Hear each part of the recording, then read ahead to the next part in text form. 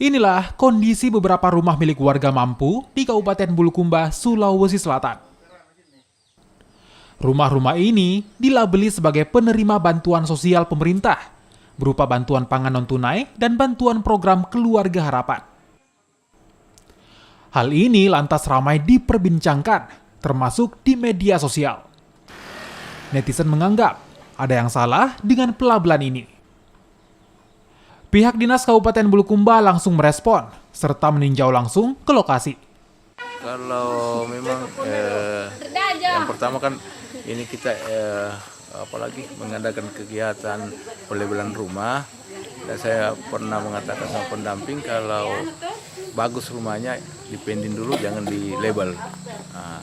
Makanya ada diangkat di media, terus kita turun ke lapangan untuk mencek. Nah, ini yang terjadi di lapangan.